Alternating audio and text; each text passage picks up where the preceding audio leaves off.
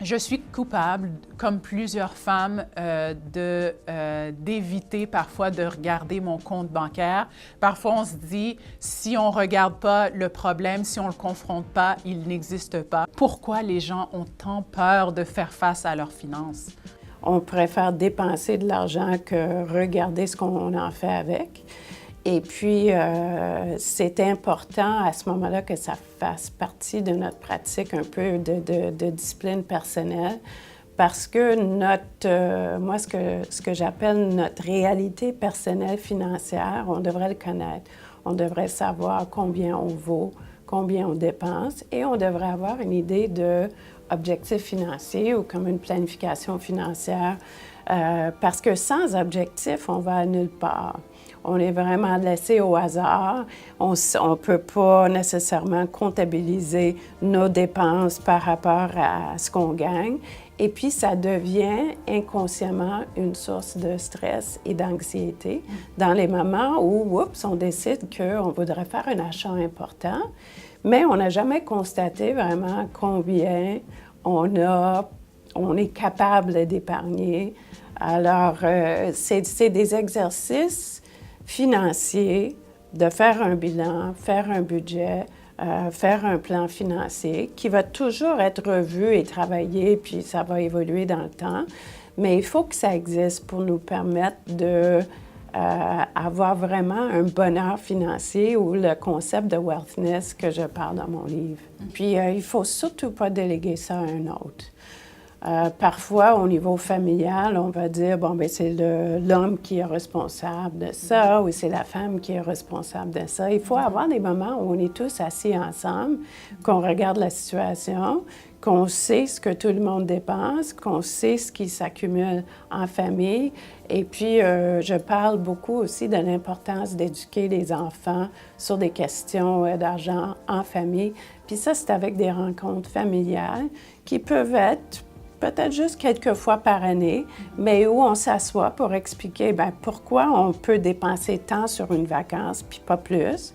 Pourquoi c'est l'école publique et pas l'école privée. Et ce que tu mentionnes, ça soulève un mot dans ma tête. La comparaison fait en sorte qu'on se dit, bien, elle a ses souliers, ou elle a cette voiture, ou elle a telle apparence, ou c'est quelque chose qui peut affecter nos finances en bout de ligne, de vouloir se comparer aux autres.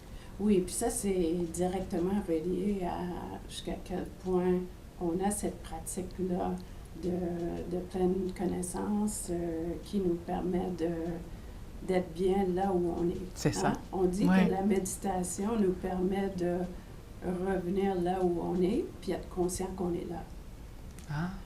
Donc, les femmes, avec toutes les tâches qu'on accomplit, sont particulièrement vulnérables à courir sans se préoccuper du moment présent, puis sans nécessairement savoir vers quoi elles courent. Et la dernière question que j'avais, c'était le livre. Est-ce qu'il y a un livre qui t'inspire que tu aurais apporté avec toi aujourd'hui? Alors, le livre que je voulais montrer, en fait, c'est un livre qui a été écrit en 1937, qui s'appelle Think and Grow Rich by Napoleon Hill. C'est un livre qui a été mentionné à maintes reprises par des gens qui ont eu beaucoup de réussite dans leur vie, comme étant un des meilleurs livres écrits pour les gens qui touchent quand même le domaine de la vente et qui désirent réaliser leur plein potentiel. Napoleon Hill a travaillé avec la famille Carnegie, de philanthropes et des milliardaires aux États-Unis. Et c'est M. Carnegie qui aurait partagé avec lui sa recette du succès et il l'a invité finalement à faire des entrevues avec plein d'autres personnages à succès aux États-Unis. Et il met sa recette dans son livre. Mais une des citations, ça a été traduit aussi en français, ça a été traduit en plusieurs langues. Ça s'appelle « Réfléchissez et devenez riche » en français. Alors, vous voyez que j'aime bien le mot « riche », hein? Ça fait partie de mon vocabulaire.